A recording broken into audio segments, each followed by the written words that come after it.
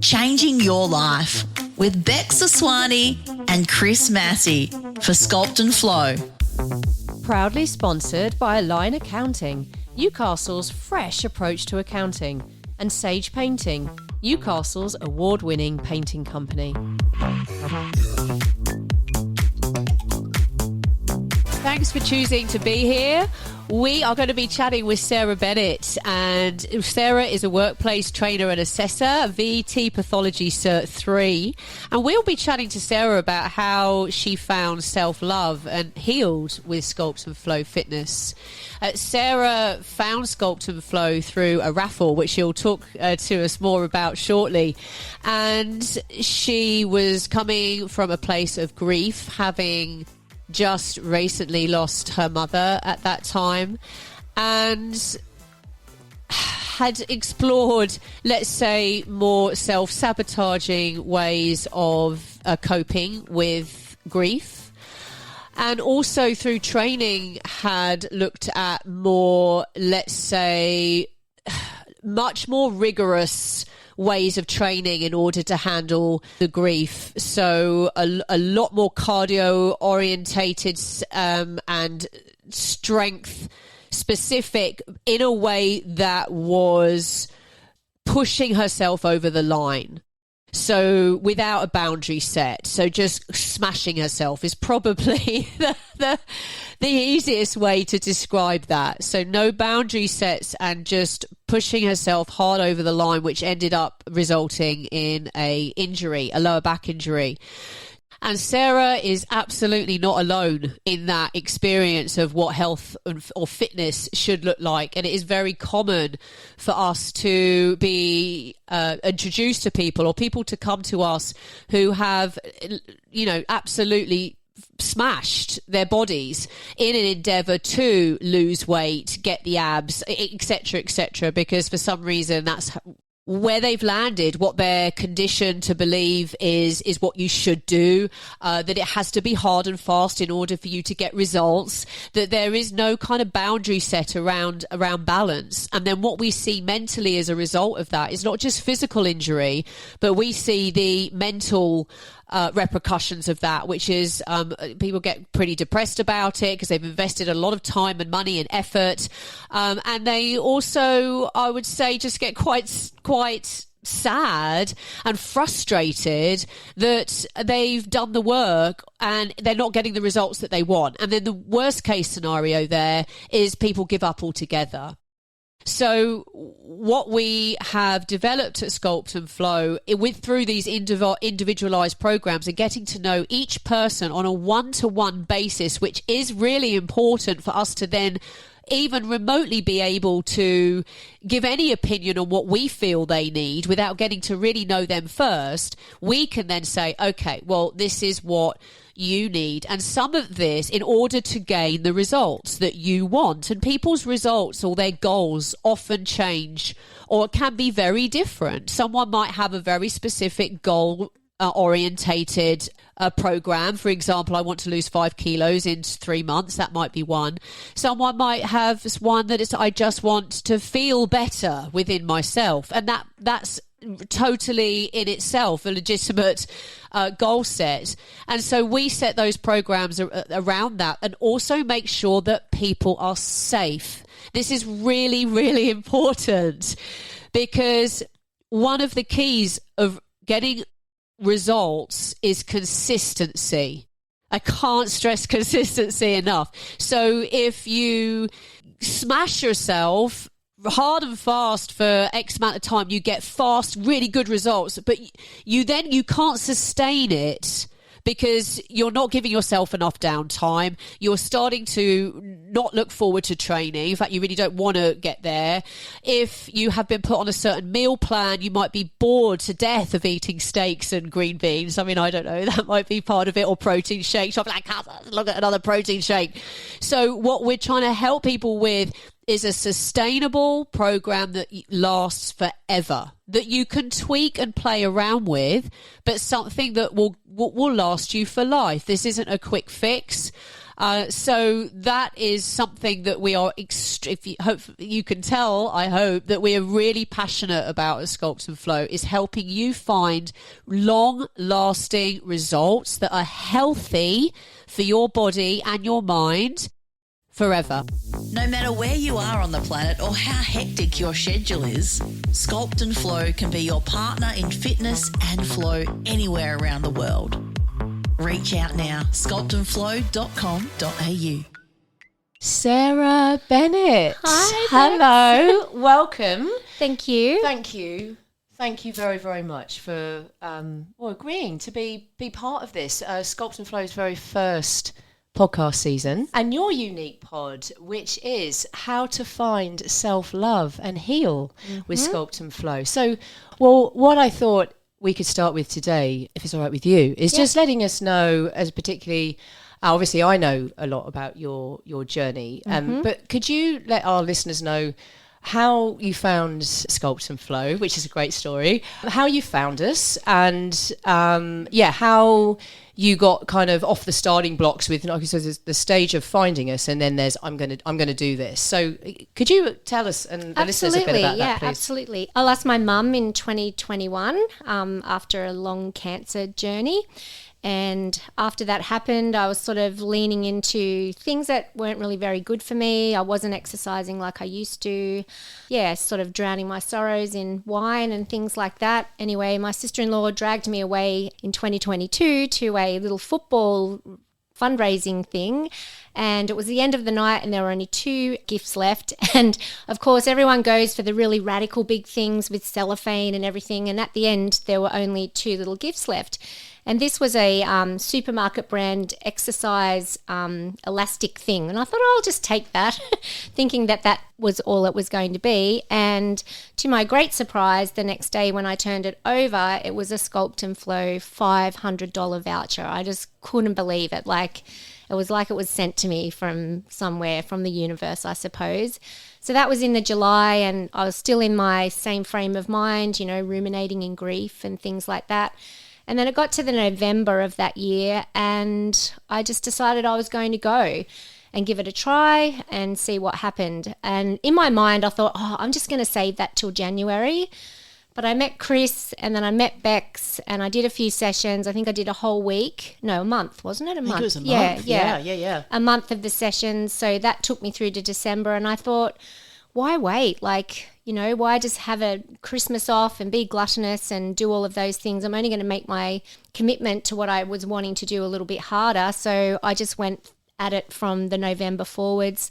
I signed up as a full member at the end of that year. I learnt at the end of that year that my daughter was pregnant with her 3rd child, and I'd promised for the previous 2 that I wouldn't consume alcohol in support of her pregnancy. Failed miserably on the first 2, but there was a bit of grief involved, as I've mentioned. And anyway, I just decided to do 2023 alcohol-free, and that's just where everything just kicked in. And as a result of coming to Sculpt and Flow, I've learnt so much about myself. I previously worked out in a CrossFit space, but really didn't get the results that I wanted. Yes, I was fitter. I had a sense of community, but it didn't really change my body the way that I wanted it to. So the beauty of Sculpt and Flow, as the name suggests, you've got the 2 aspects of your training, and they go side by side. A lot of people think they just do strength training and Pilates or yoga isn't for them. But it's really such a holistic approach. So my lifting game changed immensely once I'd made a commitment to the ongoing Pilates, which I love. I love my Wednesday sessions with Bex on my own, and we also do a Thursday session in a collective group as well. And for my personal training sessions, I've just been able to get so many gains as a result of having that holistic approach to my health.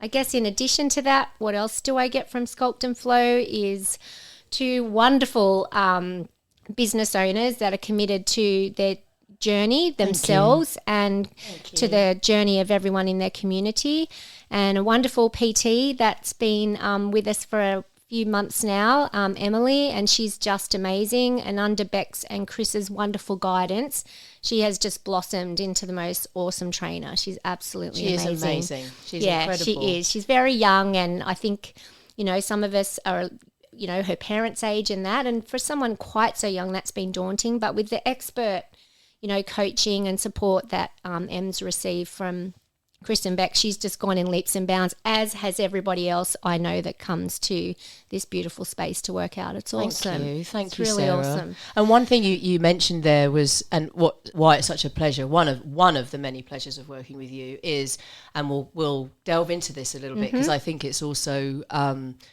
reflective in your results, because you've had amazing results.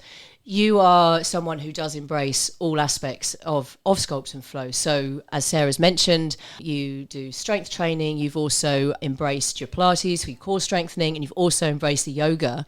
Can I ask, Sarah, did you was this something that you intended when you started with us? Like, did you come on board, and when you say having your trial or just seeing, you know, checking it out, seeing if you like what we do, was it always with that in impression that you would go and dive into all three modalities, or is that something that's evolved for you along the course of the journey that you've had with us, which is, what did you say, a couple of years? It's nearly 3 years. 3 years, wow. Yeah, I think it's 3 years in November. I joined in November 2022. Amazing. Yeah. No, I think I was really just focused on the strength side of things. Yes. I was really keen to do... Because you'd come from CrossFit, you said, didn't you? Yeah. And I loved CrossFit, but I just didn't get the results that I wanted. And that's because I didn't have... I mean, we did stretching and things like that, but I didn't get from that kind of stretching the stuff that I get from Pilates. And it wasn't long I started doing the strength, and I think in the new year I decided to change my membership and see what the Pilates was all about,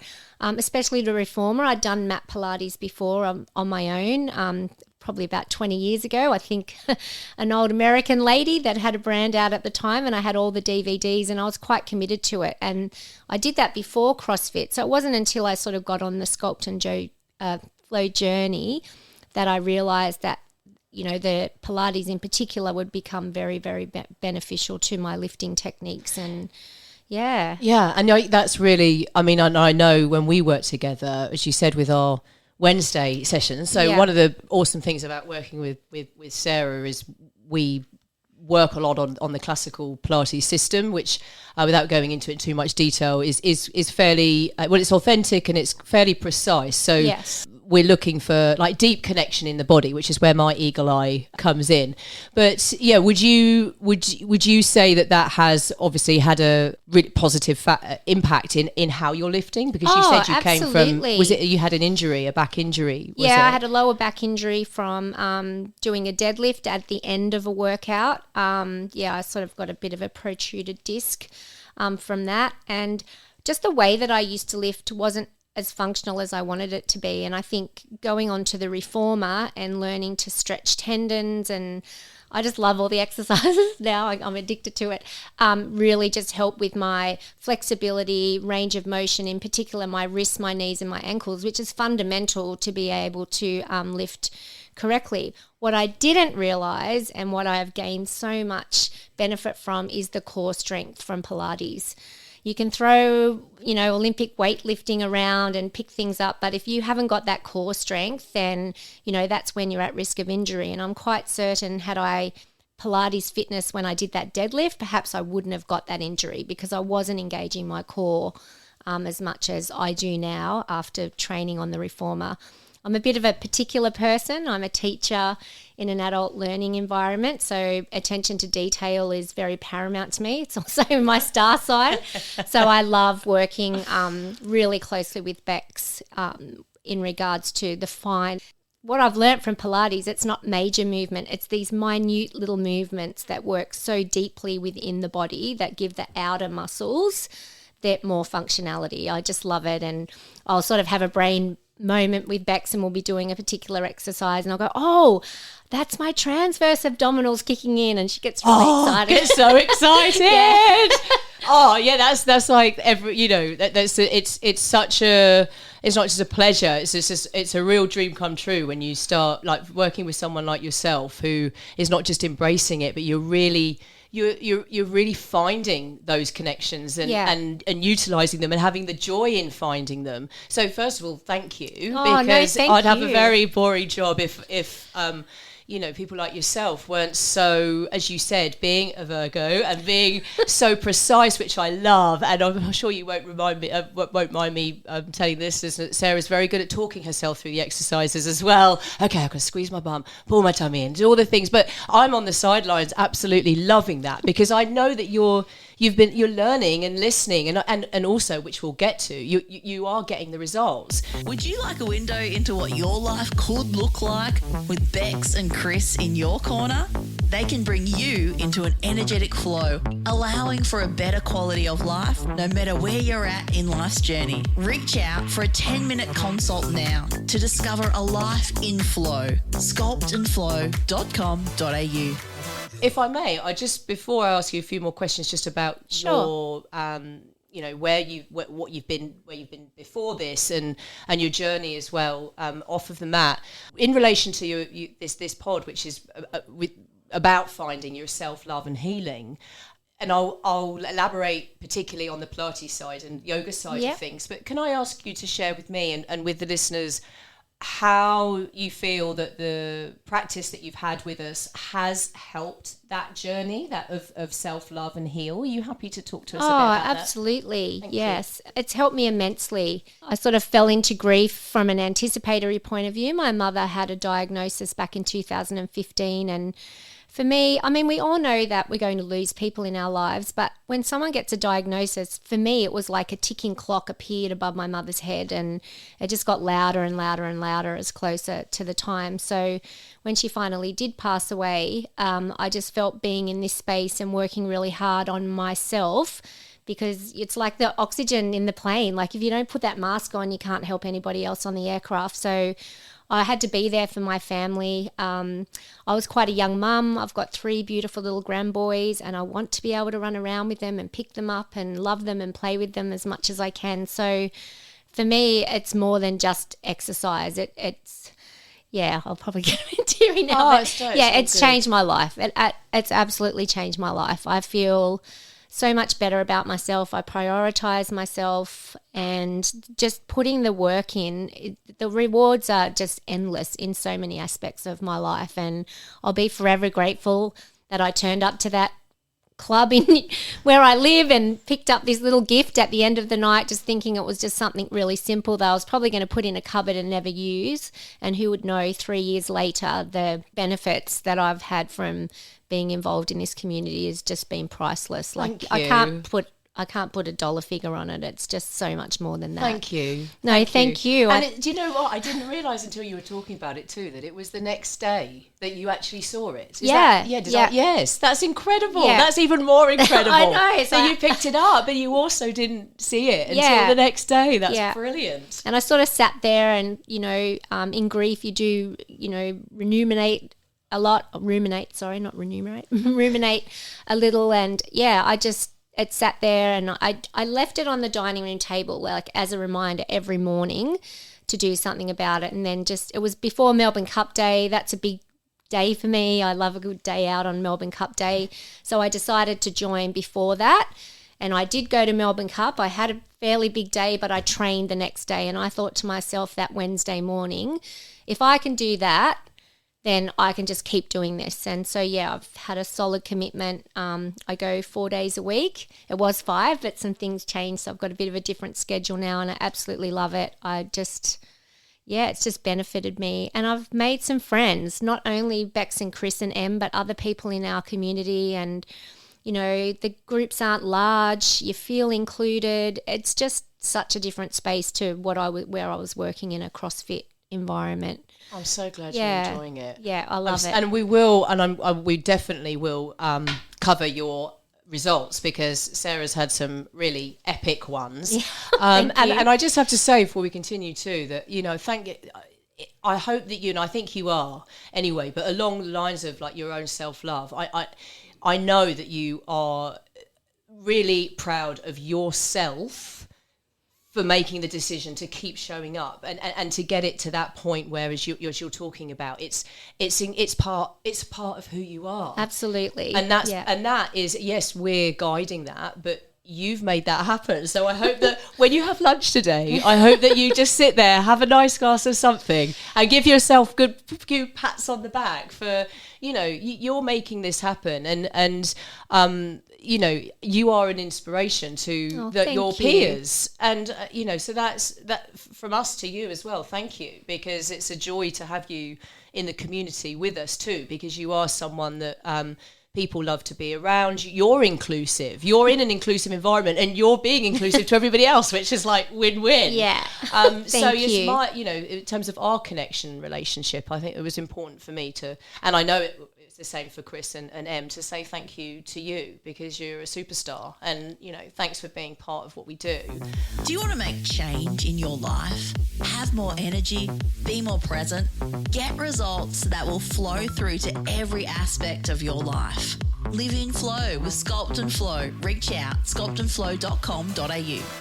I was hoping I could ask you, if you're okay, to elaborate a little bit more on your journey before you came to us. And this is quite a broad spectrum of subject topic here. So, you can choose, obviously, what you want to elaborate on.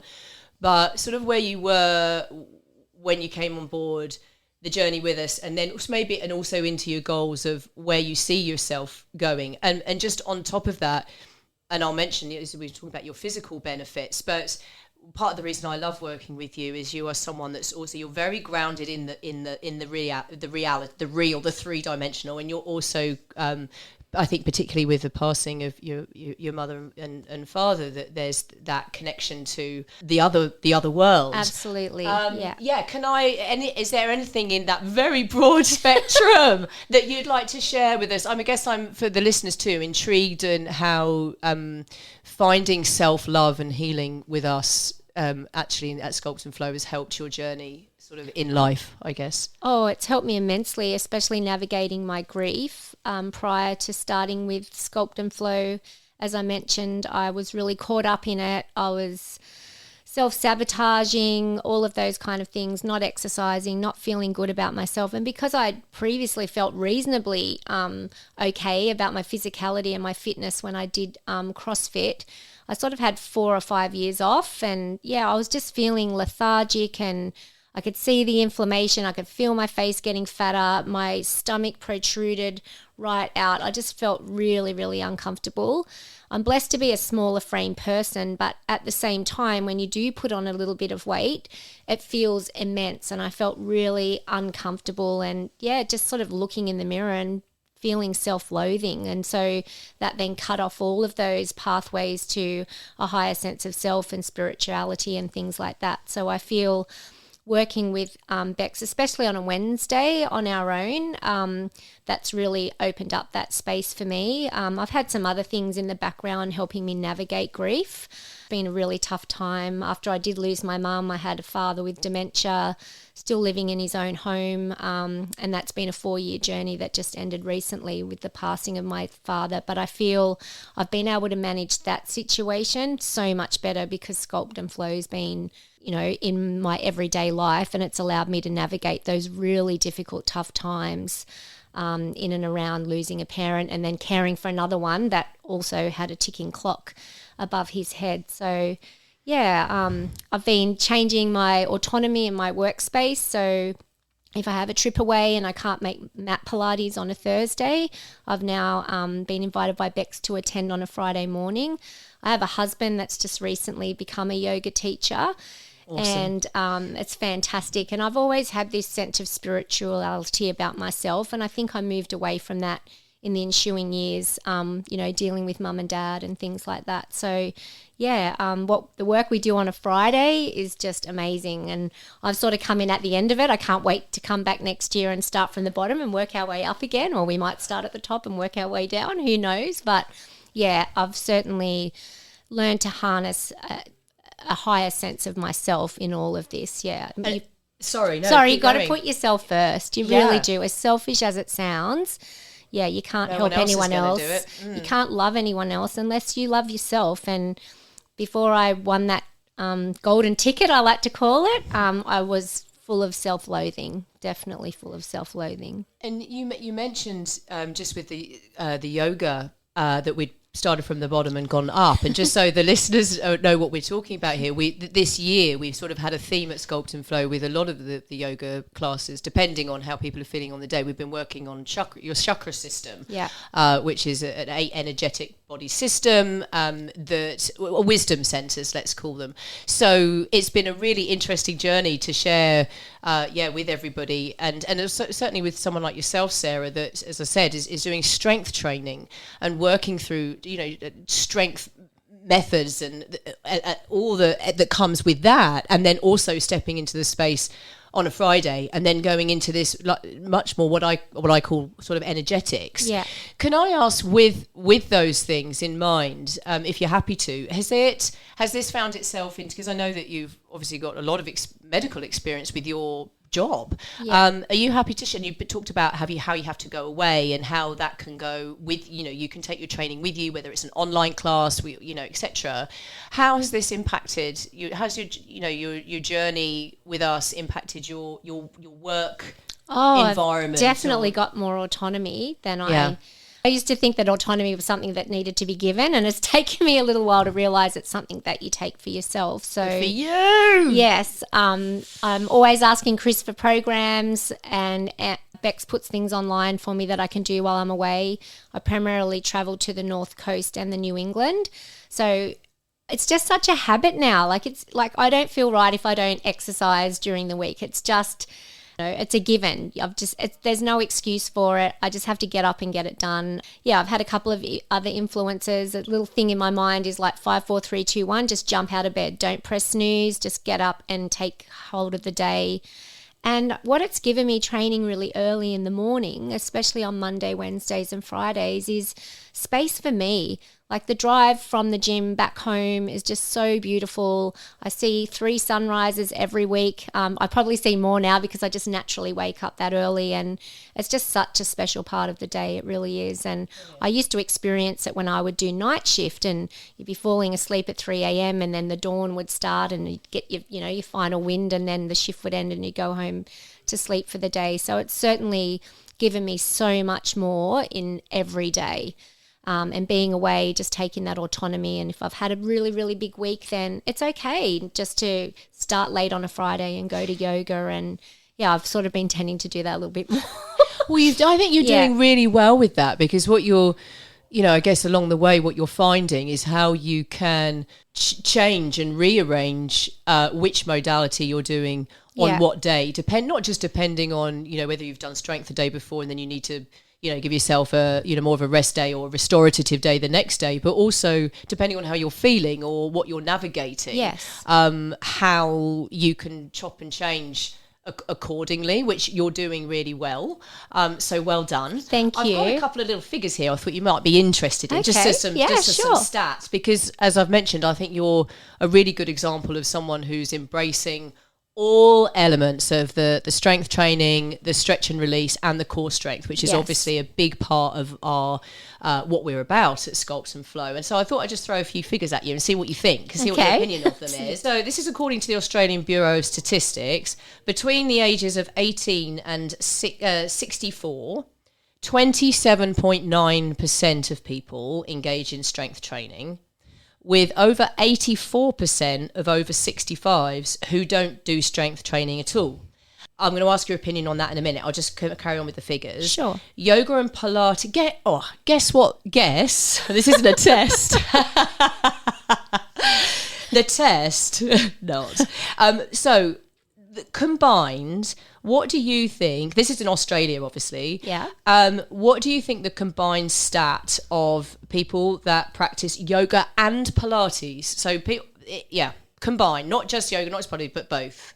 Oh, I'd say less than 10%. You're bang on. So it's about 4 really? points. So you're less than 10%. We're at 4.5%. Oh, that makes me sad inside. It is sad. Yeah. But in terms of, and again, as your coach, I'm going to bring it back to you. This is, again, when you're having your lunch, you give yourself another big pat on the back for being one of the people that's like, well, you're not just, and it's not just seeing the benefits, but you're making it happen for you, because you can be on the sidelines talking about the benefits and know that you've got to do it, but you're in the step of doing it, which is hopefully empowering for you. How have these... Oh, sorry. What I want to ask you about that Yep. first is, what do you think about those stats? Do you think they sound feasible? And second of all, in regards to what you do you think you see that in people? And I know we've spoken about taking bloods and etc. And I know there's a whole stratosphere of your Yes. work that I don't know about. Yeah. But do you think you can see this in people? Can you tell when you're working with people talking to testing for XYZ? Would you be able to say that person doesn't do any, they need some strength, or they don't do any yoga, or they're Yes. only in their sympathetic nervous system, they need to get into the parasympathetic? Yes, so it's Every a very day, long question. I see people like every day I see people like that in my workplace. And how does it present? It's like, how do you know, how does it present just- itself? You know, younger people, I'm 55 and I see women that are younger than me and they're stiff. They can't move properly. It's hard to get up and down on a chair. They seem inflamed.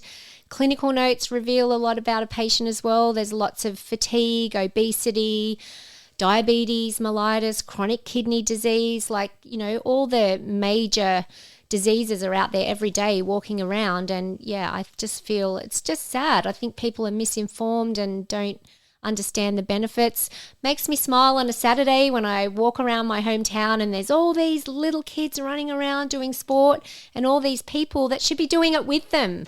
And, you know, that's really sad that they install this physicality and sports and, you know, teamwork and all of that in kids every Saturday and Sunday, but yet their parents aren't looking like that in their older years, which is really sad. I just feel really sad about that. Yeah. Do you think... I was just, you know, particularly obviously because it's the area that I work with you on with the yoga and Pilates.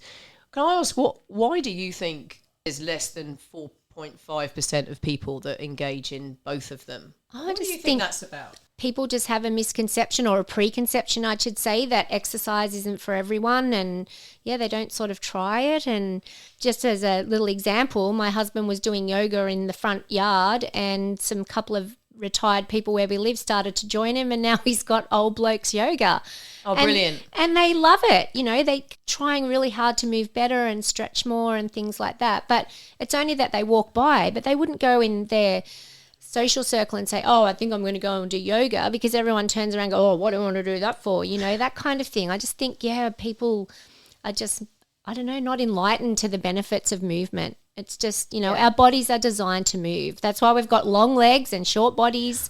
We're meant to be moving around. It's so beneficial for you. Just, you know, releases endorphins and dopamine, and, you know, you can move away from those short acting great feelings that we get from, you know, having a drink and things like that, gambling. You can get all of that by moving your body. It's so amazing. And hats off to you again, because when you're navigating your way through grief, you know, for anyone listening, I don't say this is not from a judgmental point of view to anyone. I'm the last person in the world to come from that place, but you've chosen to navigate your way through that grief through feeling it. Is that fair to say? So yeah, definitely. You've chosen, okay, well, and I'm going to keep moving, but I'm going to use my movement to work myself through, over, under, all around what I'm feeling mentally, spiritually, emotionally, as opposed to deciding, well, I'm just going to numb it. Absolutely. That's where I was at the very beginning, Bex. Which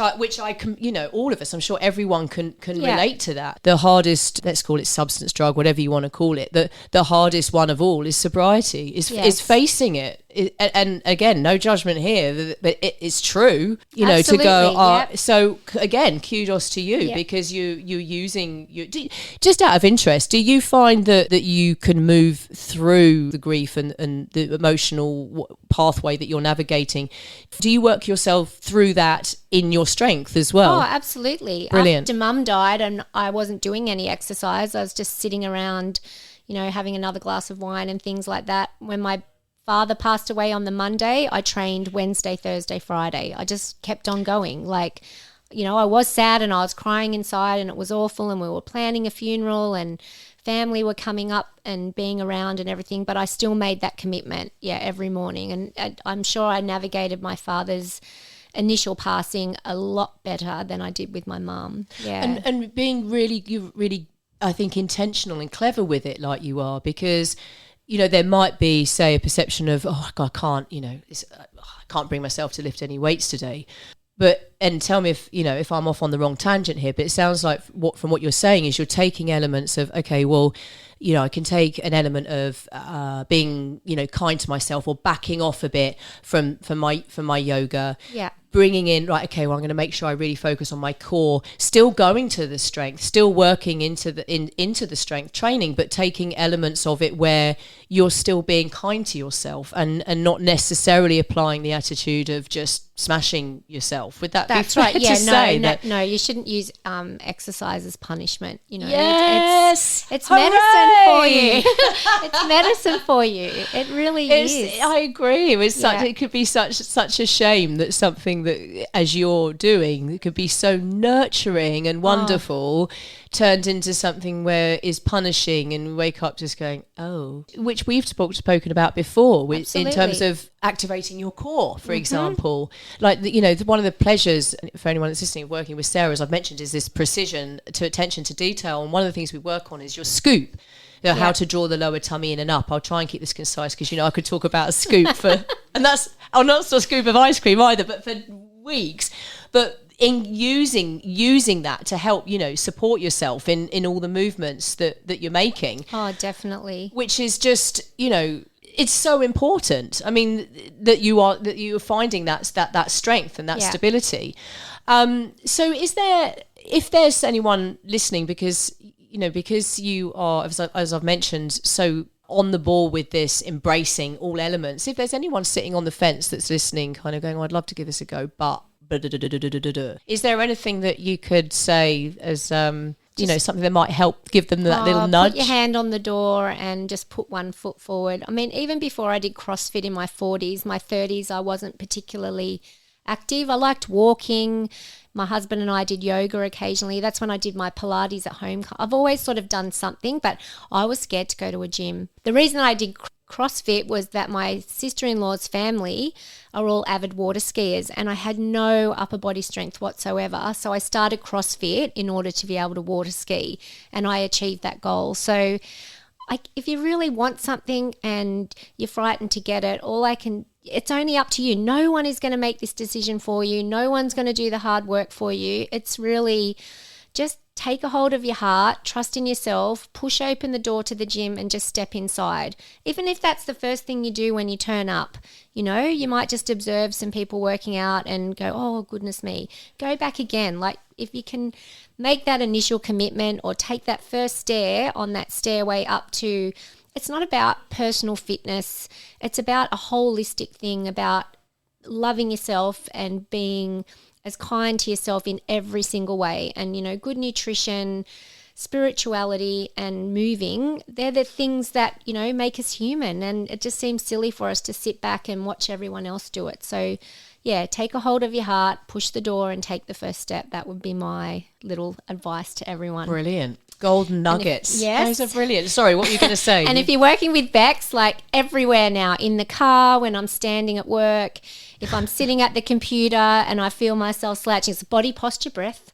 It's ingrained into me now. So, and Bex always invites us to take something that we've learnt from Pilates or yoga off the mat into our daily life. And even having good posture throughout the day is just, I don't feel as fatigued, if I'm sitting in the computer and I've got the mouse, I've got a stand-up desk now. I try to stand up, all of those kind of things. Yeah. Awesome. And I think it'd be, I have to mention some of your wins. In fact, I'd like you to mention them as well, but I shall kick us off. Okay. I'll kick us off. So, and yeah, kudos to you. And the reason I think it's important to acknowledge this as well is that, many of us are very good at acknowledging all the time what we need to work on, myself included. Yeah. I'm very good at giving myself the next task.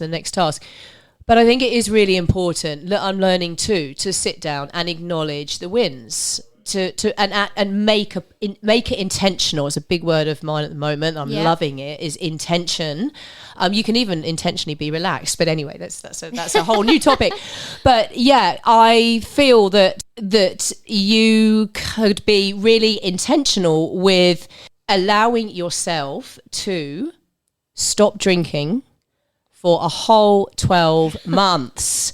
Tell us a little bit about that, Sarah. Where did that come from? It came from not supporting my daughter the first 2 times because I failed. And I did it, I think, because Ashley was having her 3rd child, and I knew that my dad was getting to a point in his journey where it may not have been long. It was 2023, the year of alcohol free. I just turned it around in my mind. So instead of going, oh, I haven't had, this much to drink today, I would picture bottles of wine in a particular place in my home. So let's just say, for an example, on average, let's just say 7 bottles of wine a week.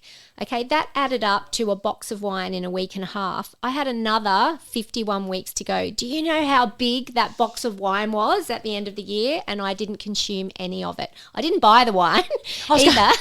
It wasn't there waiting for me to crack back on when I finished. And I didn't substitute. People said, oh, Sarah, there's lots of non-alcoholic things out there. And no, I didn't want to do that. I bought a particular brand of sparkling water, and I had that every evening in the same wine glass that I loved with a slice of lemon. And after the first week, I'd just have the first sip, and then I didn't think about the wine. It's about the ritual. And so I just substituted with water, and my nails grew better. My hairdresser still marvels because I don't have very good hair, but in that year my hair thickened up. It grew more than it ever had before.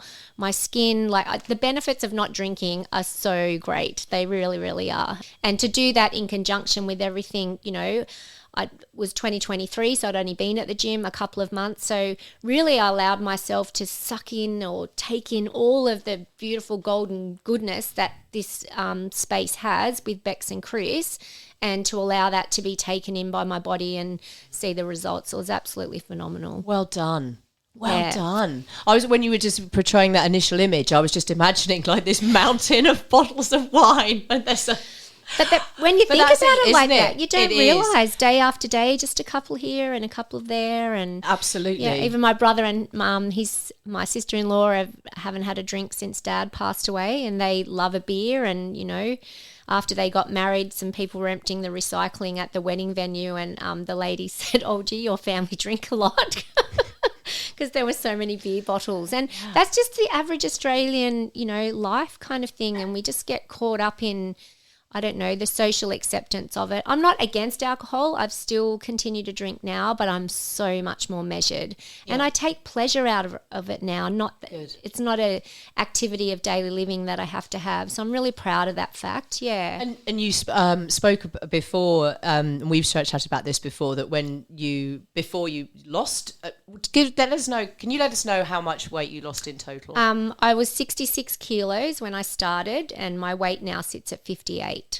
And would you think that a large part of the weight that you carried before was alcohol? Oh yeah, it was a big hormone belly. Yep, full of sugar, all the sugar from the alcohol, and it just kept getting bigger and bigger. What was the expression you used that you felt like you had what on your tummy? And a keg? Was it a keg? Was it a keg? A keg on your tummy and your beer cans on my boobs, yeah.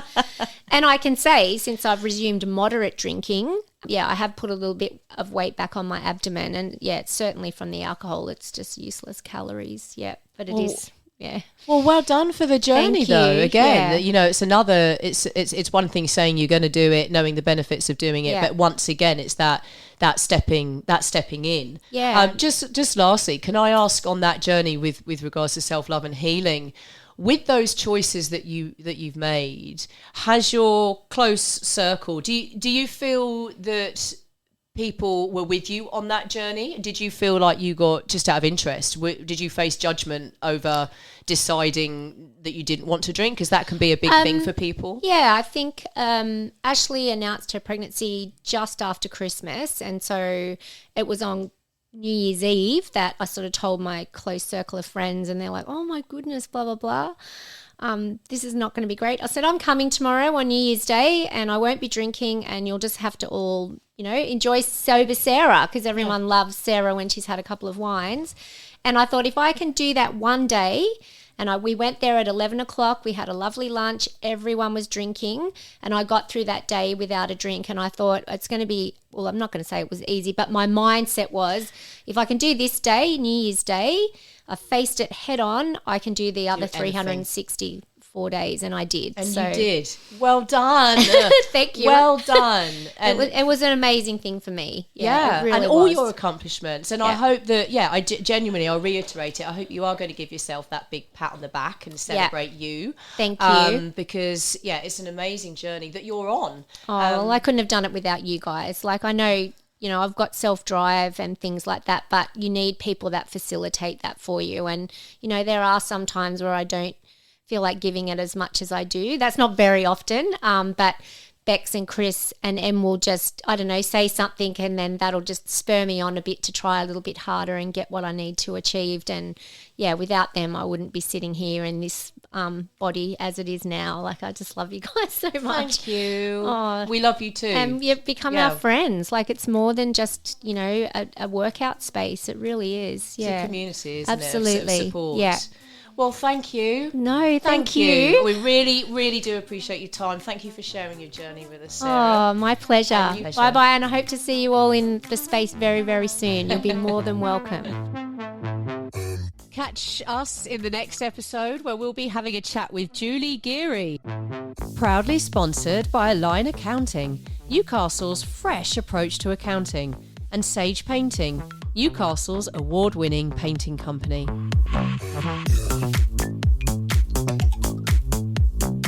Change your thoughts, transform your life with Sculpt and Flow. Thanks so much for listening to the podcast. Please rate 5 stars wherever you listen.